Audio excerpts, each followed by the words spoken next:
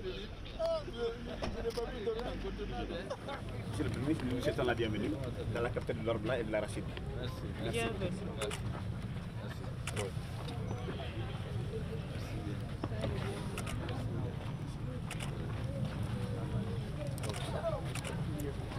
Monsieur le ministre du Développement rural, Monsieur le gouverneur de la région de Kita, Monsieur le PDG de la CMDT,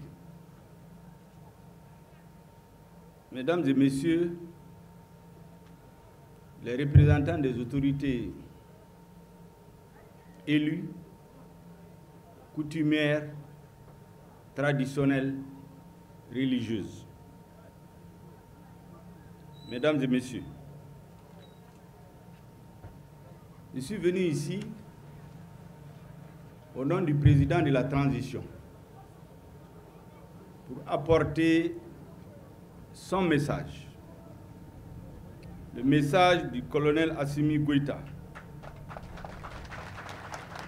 président de la transition, chef de l'État, à l'attention du monde paysan, à l'occasion du festival panafricain de la cotonnade qui se tient à Kita aujourd'hui.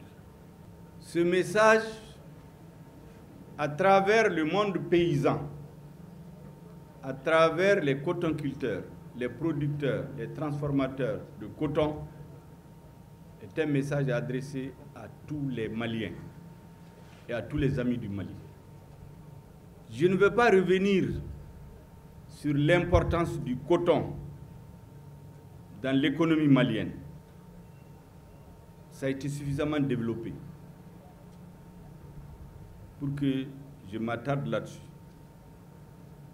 Je voudrais donc dire la détermination du président de la transition, du gouvernement, à continuer à soutenir le monde paysan, à soutenir les cotonculteurs, à soutenir tous ceux qui travaillent sur le coton, sa production, sa transformation, sa commercialisation, sa consommation. Je voudrais, mesdames et messieurs, que vous saluiez la mémoire de toutes les Maliennes et Maliens, civils et militaires, Maliens de l'intérieur et de l'extérieur, les amis du Mali qui ont donné leur vie, qui continuent de donner leur vie tous les jours pour que notre pays reste debout. Je voudrais particulièrement saluer les agents des forces de défense et de sécurité qui sont sur le front. Même maintenant, il y a des opérations militaires sur le terrain. Même maintenant, tous les jours, dans toutes les régions du Mali, il y a des opérations que vous voyez, il y en a que vous ne voyez pas parce que c'est fait loin des villes aujourd'hui. L'objectif du président de la transition et du gouvernement, c'est que dans quelques mois, nous pacifions l'écrasante majorité de notre territoire et de la population du Mali pour pouvoir aller aux élections. Mesdames et messieurs, depuis le 28 décembre 2021 jusqu'à aujourd'hui, le 28 janvier 2022, ça fait un mois, les résultats spectaculaires enregistrés par notre armée, qui est à l'offensive, qui a changé de stratégie, qui est en train aujourd'hui d'amener la peur dans les camps des terroristes, en détruisant des camps, en les saisissant, en neutralisant, en prenant les armes, on fait qu'aujourd'hui, dans toutes les régions du Mali, les citoyens sentent le retour de la paix petit à petit. Nous avons enregistré des résultats spectaculaires plus importants que ceux que nous avons enregistrés pendant les 30 dernières années et pendant les 10 dernières années de lutte contre le terrorisme, en un mois. Toutes les zones où la population vivait sous la peur, les citoyens peuvent témoigner comment est-ce que la peur a changé de camp aujourd'hui. l'armée est à l'offensive. Il y a des Maliens qui tombent, mais ils tombent pour notre pays. Ceci, on doit dire à leurs familles, à leurs veuves, à leurs enfants, à leurs parents, que la nation n'oubliera jamais leur sacrifice. Mesdames et messieurs, nous sommes dans cette guerre. Au moment où nous engrangeons des résultats exceptionnels, où par exemple, si 350 000 réfugiés intérieurs et extérieurs, en peu de temps, il y a 50 000 qui sont aujourd'hui retournés chez eux. 50 000. Et nous espérons que dans les mois à venir, l'écrasante majorité des réfugiés et des déplacés internes vont retourner dans leur localité. Parce qu'ils ne devraient pas quitter ces localités. C'est grâce au travail de nos forces armées de sécurité. C'est grâce aux initiatives du président de la transition, du ministre de la Défense, qu'aujourd'hui, notre armée est dans des conditions exceptionnelles qui lui permettent d'accomplir sa mission régalienne, historique, j'allais dire, pour sécuriser le peuple malien. Je voudrais donc féliciter les femmes. Mesdames et messieurs, il y a un sujet aujourd'hui qui capte l'attention de tout le monde, autour duquel il y a beaucoup de passion. C'est les sanctions de la CEDEAO contre notre pays et de l'UEMOA. Le gouvernement a dit clairement que ces sanctions sont illégales et illégitimes. Elles violent les documents fondateurs, les traités de la CEDEAO, les traités de l'Union monétaire ouest-africaine, les traités qui régissent la Banque centrale des États d'Afrique de l'Ouest. Elles sont illégales et illégitimes. Malgré tout, le gouvernement s'est dit ouvert et appelé le peuple à lui faire confiance. Les sanctions ont été prises le 9 janvier. Le 10 janvier, le président a organisé un conseil des ministres extraordinaire et a demandé au peuple malien de sortir pour soutenir le gouvernement le 14 janvier, donc en 4 jours. Il y a eu entre 3 700 000 et 4 millions de Maliens dans les rues sur l'ensemble du territoire national. C'est du jamais vu dans l'histoire de notre pays. Ceux qui parlent de légitimité, le peuple a montré de quel côté se trouve la légitimité. Aucun président n'a jamais mobilisé plus de 2 millions d'électeurs, au Mali en tout cas. Jamais pendant 30 ans que nous faisons les élections. Pourtant, il y a des présidents qui font 5 ans. La campagne présidentielle fait 3 semaines. Beaucoup d'argent est injecté dans la campagne. Les campagnes politiques. On n'a jamais mobilisé, aucun président n'a mobilisé plus de 2 millions d'électeurs. Le président Ngouita a lancé un appel. En 4 jours, près de 4 millions de Maliens sont sortis pour soutenir le gouvernement de transition. Ce n'est pas par hasard, parce que les Maliens sentent que ce gouvernement est à leur service. Ce que je voudrais dire très clairement à la communauté internationale, c'est que le gouvernement du Mali est ouvert. Vous avez dans cette bataille politique un certain nombre d'acteurs. Vous avez le gouvernement, vous avez la CEDEAO et l'Union africaine, vous avez l'Union européenne, l'ONU, vous avez la France. Je voudrais m'arrêter pour dire 2 mots sur le rôle de chacun des acteurs dans cette crise, pour que les Maliens comprennent exactement que veut leur gouvernement. Et que les amis du Mali aussi comprennent quelle est notre philosophie. Le gouvernement, je l'ai dit, joue son rôle. Il travaille à sécuriser les Maliens. Le gouvernement a organisé les assises nationales de la refondation, où les citoyens ont demandé une transition de 6 mois à 10 ans. Je dis bien 10 ans. Seulement, il y a une majorité qui s'est dégagée pour 6 mois à 5 ans. C'est le choix du peuple. C'est cette proposition que le président de la transition a soumise à ses homologues de la CEDEAO pour discussion. Parce que ce que le peuple a décidé, nous ne pouvons pas le changer comme ça. Si c'est à l'issue de discussions avec nos frères que nous arrivons à un chronogramme, nous allons expliquer au peuple malien pourquoi on a fait telle ou telle concession. Mais la seule chose sur laquelle on ne peut pas faire des concessions, c'est la sécurité des personnes et des biens. Et rien ne nous fera reculer sur la recherche de la sécurité des Maliens. Avant toute chose, nous avons nos frères de la CEDEAO et de l'Union africaine.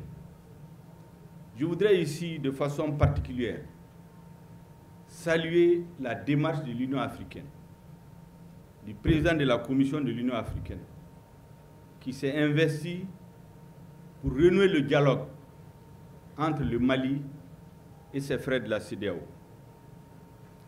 Je voudrais aussi dire à la CEDEAO la disponibilité du gouvernement malien à discuter.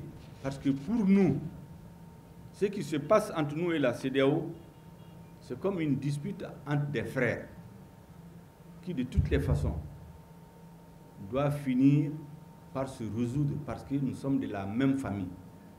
La CEDEAO est née au Mali. C'est important de le dire. La CEDEAO, c'est le fils du Mali. Je donne souvent l'exemple aux diplomates en disant que la CEDEAO et le Mali, c'est comme un fils et son père.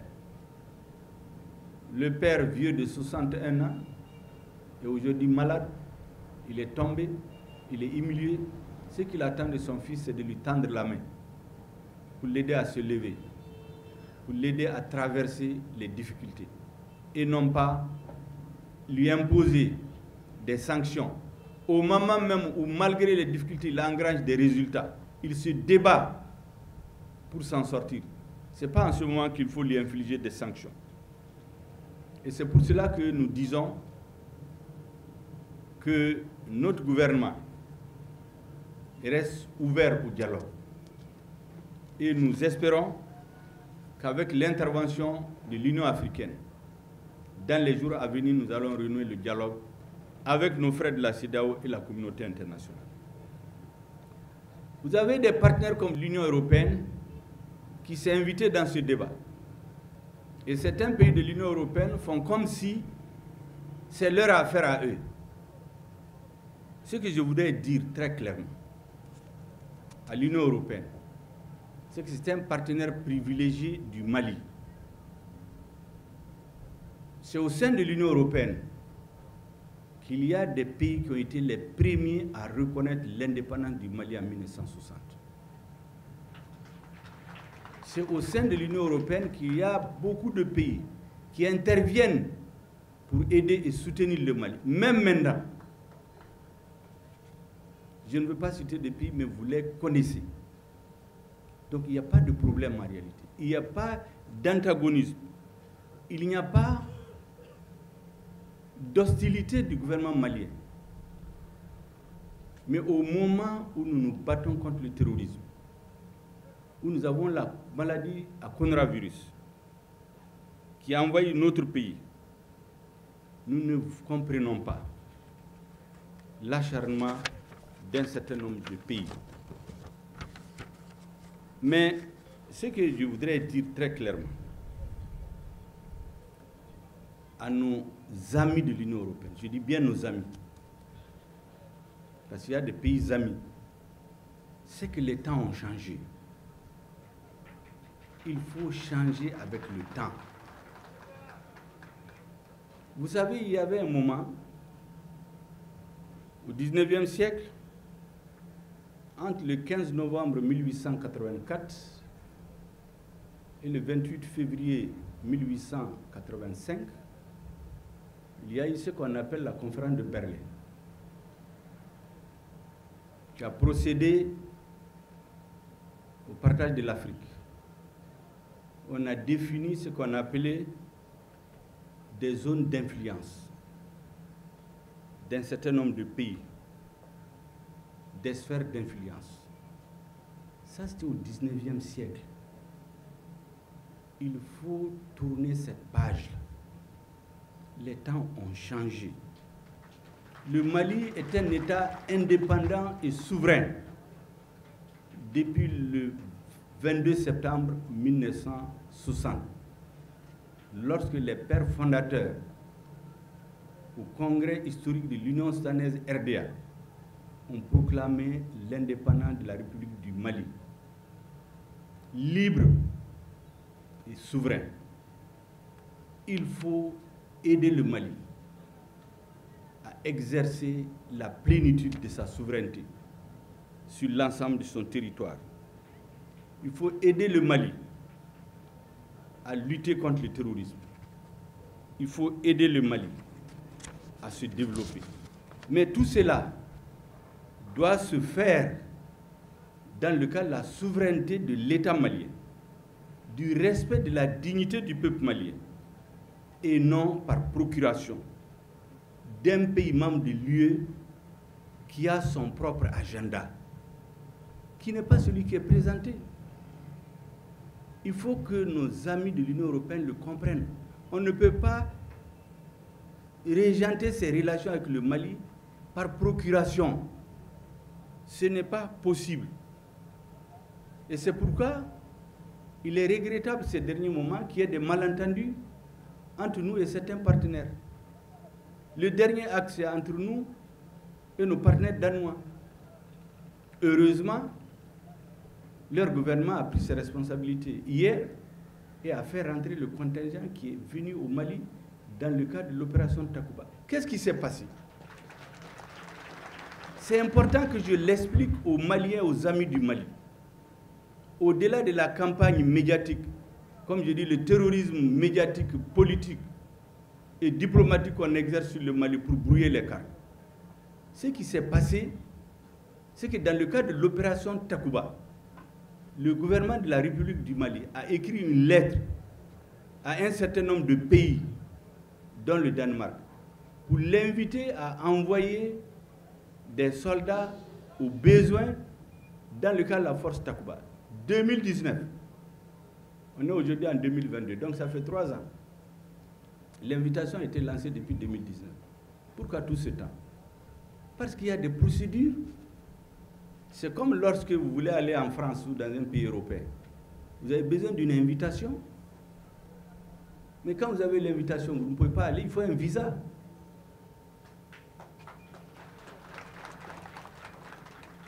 C'est ce visa que chaque État doit avoir. Ça, c'est écrit noir sur blanc. Et donc, le gouvernement danois et d'autres ont demandé les visas, c'est-à-dire l'autorisation pour leurs forces spéciales de venir au Mali exercer dans Takuba. Le gouvernement a dit qu'il est en train d'étudier leur dossier. Il y a la Norvège, il y a le Portugal, il y a la Hongrie. Tout le monde est en train d'attendre l'autorisation du gouvernement malien. Mais pourquoi le gouvernement danois envoie ses militaires? Parce qu'il y a un pays qui décide par procuration d'inviter des pays dans le cadre de l'opération Takuba. Nous disons non. Il y a un accord très clair, un protocole additionnel signé entre le Mali et la France en mars 2020 qui détermine le statut des détachements non français qui doivent exercer dans le cadre de Takuba. Ce protocole additionnel dit clairement qu'il faut l'autorisation du gouvernement malien. C'est ce que j'appelle le visa. Donc la France ne peut pas faire venir un pays sans le visa du Mali. C'est ce qui s'est passé avec nos amis danois. Nous avons dit que c'est inacceptable. Donc, il faut que ça soit très clair au niveau de l'Union européenne que nous ne sommes pas dans une logique d'affrontement ou d'hostilité. Mais le problème, c'est que le Mali a des incompréhensions avec le gouvernement français. Sur ça, je vais être très clair. Le Mali n'a pas de problème avec le peuple français, au sein duquel il y a beaucoup d'amis du Mali. au sein duquel il y a beaucoup de binationaux. J'ai l'habitude de dire qu'en dehors de la communauté algérienne, la communauté malienne est la plus importante en France. Son poids dans notre économie, dans la vie sociale chez nous, c'est plus important que l'aide au développement, de l'aide des pays développés.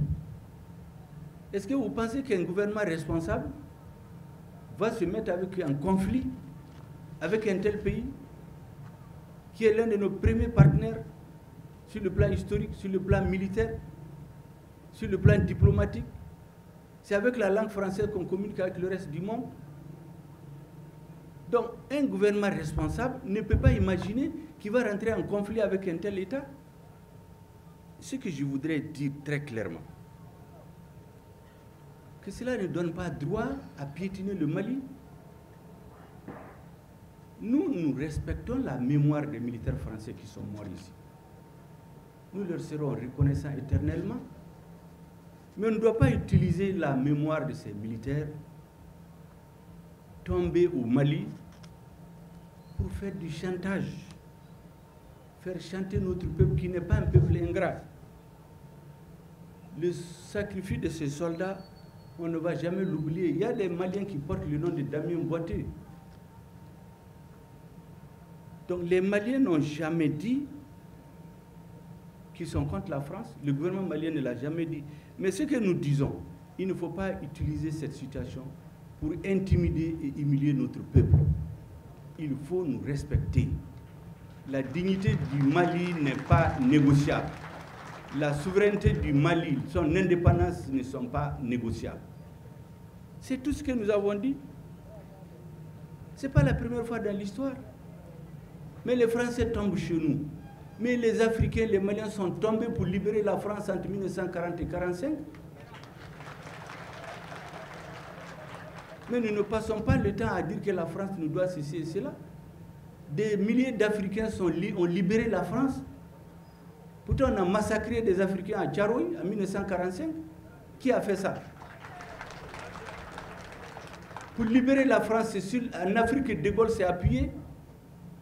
C'est les colonies françaises d'Afrique qui ont organisé. C'est là que la résistance a été organisée. C'est eux qui nourrissaient, qui produisaient. Mais est-ce que ça donne droit aux Maliens de dire que les Français ne doivent pas exprimer leurs droits? Les Américains ont libéré la France entre 1940 et c'est eux qui ont libéré la France.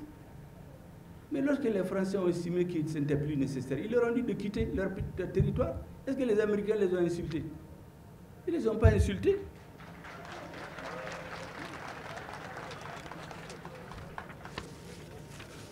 Ce que nous disons, vous savez, moi je l'ai dit plusieurs fois, il faut que la classe politique française se dise que le monde a changé. Qu'ils n'ont pas à la tête du Mali les dirigeants auxquels ils sont habitués. C'est aussi simple que ça. Vous savez, l'ancien Premier ministre français, Pierre Messmer, qui était gouverneur de l'AOF, c'est lui qui était Premier ministre au moment de la décolonisation. Vous savez ce qu'il a écrit dans ses mémoires? Il dit qu'au moment de l'indépendance, ils ont donné l'indépendance à ceux qui l'exigeaient le moins, après avoir éliminé politiquement et militairement tout ce qui exigeait l'indépendance avec intransigeance. C'est dans ses mémoires. Moi, je pense que les dirigeants français sont dans cette logique jusqu'à présent. Mais les temps ont changé. À la tête du Mali, il n'y a pas des anti-français. Mais ce n'est pas des dirigeants qu'on peut manipuler, qui pensent que leur destin se joue en France. Leur destin se joue dans les mains de Dieu et du peuple malien. C'est tout. Vous savez, le grand poète et homme d'État sénégalais, Léopold Sédar Senghor, qu'on ne peut pas traiter d'anti-français, a eu à écrire un jour, en parlant de la France, ça ressemble un peu à ce qui se passe aujourd'hui. La France qui dit de suivre la voie du bien, Elle dit bien, Senghor dit, la France qui dit bien la voie juste, la voie droite, dis-je, mais elle chemine vers les chantiers obliques. C'est Senghor qui écrit ça. La France qui dit la voie droite, mais elle chemine vers les chantiers obliques. La France qui nous donne de la main droite et de la main gauche enlève la moitié. C'est Senghor qui dit. Senghor n'est pas un anti-français. La France qui ouvre la voie triomphale aux héros. Mais c'est cette même France qui méprise les patriotes africains, et notamment les patriotes maliens. Elle méprise les dirigeants qui sont à la tête du Mali aujourd'hui, parce qu'ils affirment le sentiment général des Maliens.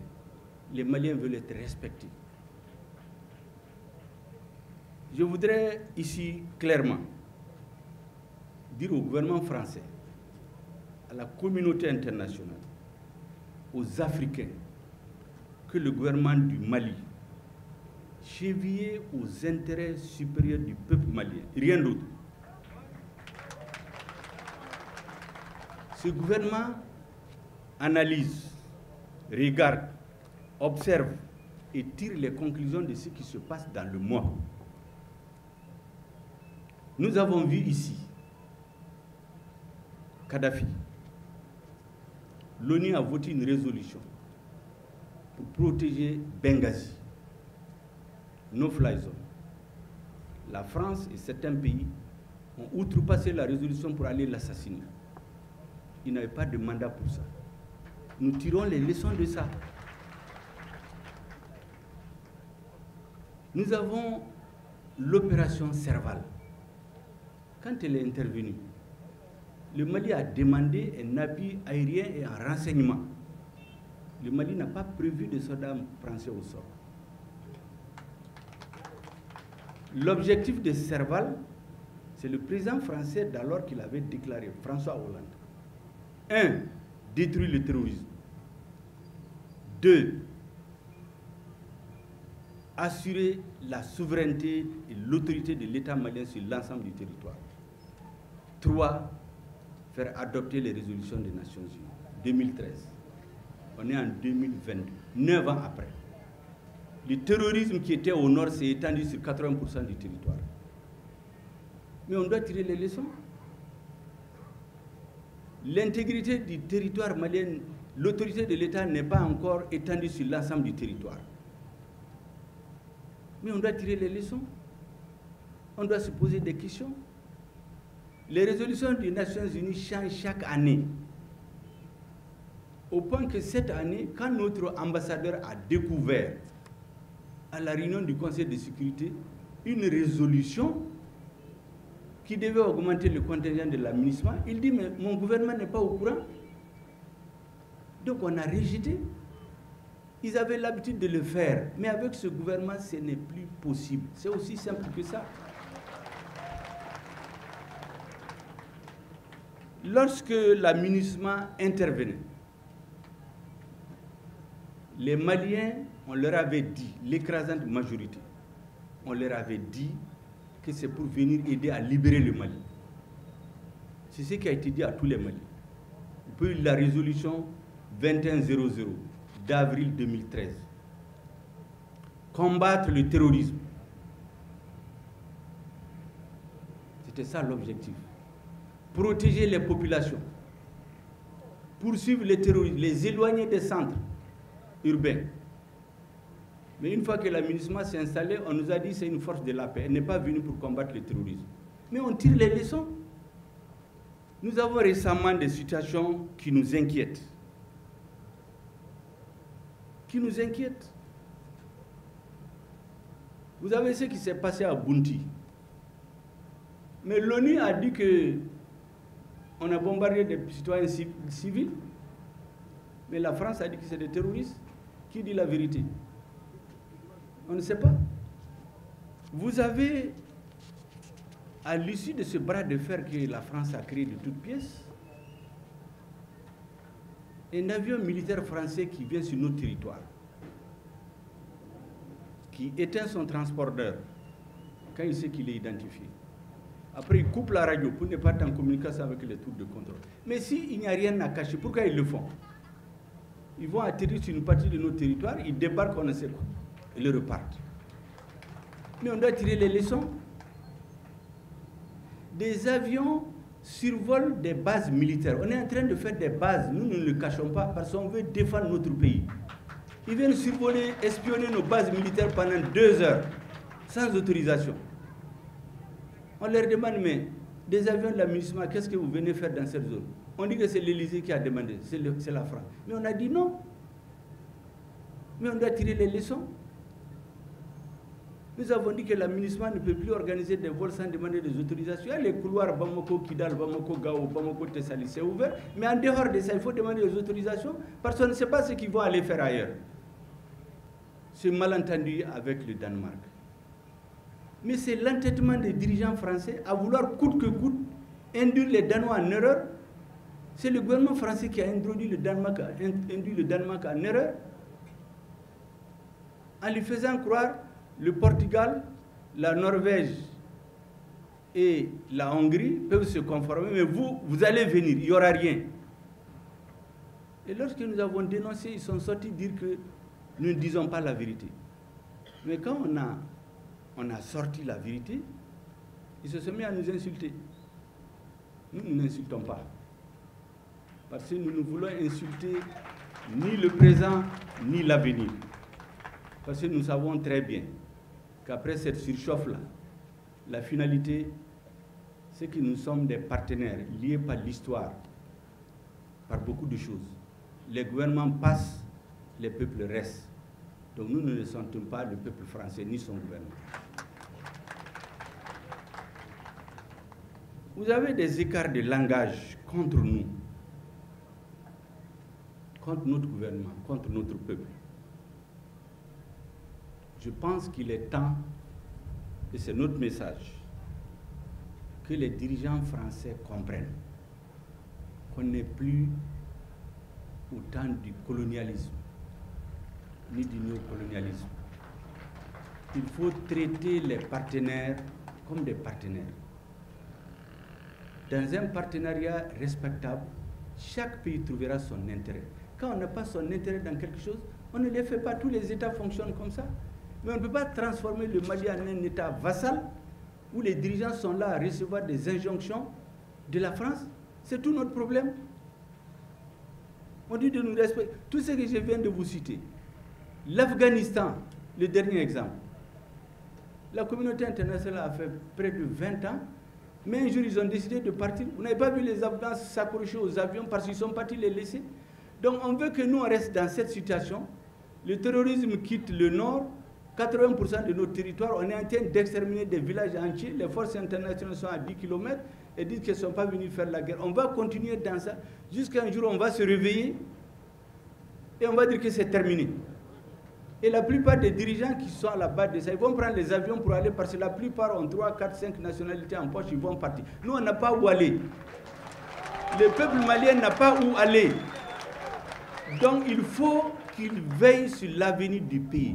Tout ce qui s'est passé en Afghanistan, en Libye, à Kidal, les derniers incidents, nous ont amenés à dire qu'il faut faire attention.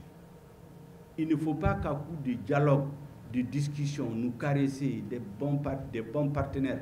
Comme il disait que le premier gouvernement de transition en 3 mois a fait plus que ce que Ibeka a fait en 7 ans.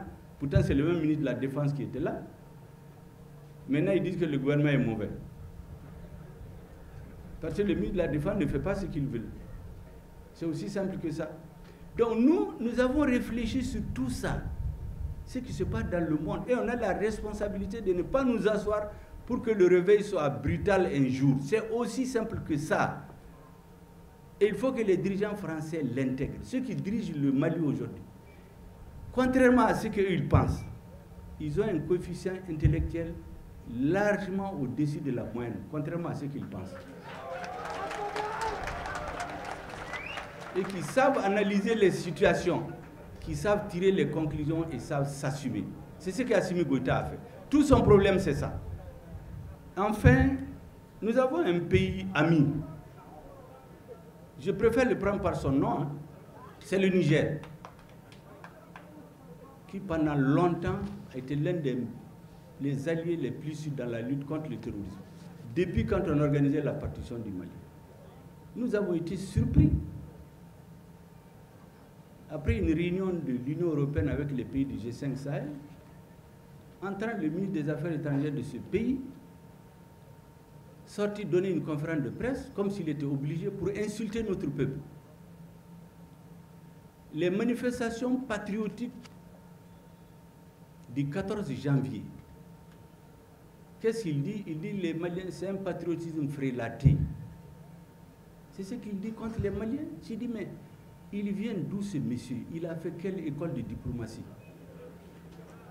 Comment un représentant d'un État peut traiter le patriotisme d'un peuple comme un patriotisme frélaté? Ceux qui ne connaissent pas le sens du patriotisme, ce que nous voulons leur dire, c'est un peu de retenue et de réserve. La République sœur du Niger reste République sœur du Niger. Il faut que ça soit très clair. C'est exactement comme la France. Les dirigeants passent, les peuples restent. Hier, il y avait des dirigeants qui soutenaient le Mali. Si aujourd'hui, il y a des dirigeants qui décident de se mettre au service d'un agenda étranger, mais c'est leur choix. Mais il faut qu'ils nous respectent. Nous avons de la mémoire. Vous savez, pendant la traite négrière qui a duré 5 siècles, les négriers, ce n'est pas eux qui partaient prendre les esclaves, c'est des Africains qui vont les attraper pour venir leur vendre. On a ça en mémoire. Dans l'histoire de la pénétration coloniale, le dernier grand résistant, éliminé en juin 1916, après la bataille d'Andrambokan de mai 1916, Firoun Agalentessa, c'est un Africain qui l'a assassiné pour le compte du colon. Nous avons ça en mémoire. Donc il faut faire attention. Il ne faut pas prendre à la légère les responsabilités que l'histoire vous a confiées. Je dois dire que heureusement, nous sommes convaincus que le peuple nigérien, dans sa grande majorité, ne partage pas cette opinion.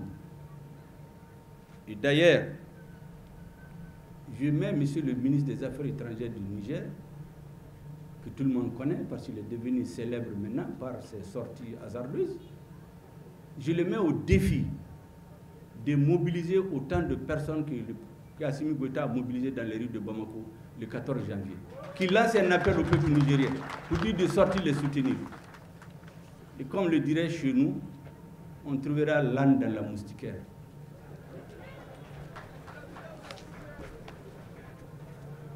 Je voudrais terminer par dire, il faut que la communauté internationale, il faut que la France et nos frères de la CEDEAO mettent bas la terre. Il faut respecter notre peuple. C'est lui qui sait de quoi il a besoin. C'est un peuple mature, c'est une vieille nation qui a une grande histoire. Il a besoin d'être respecté.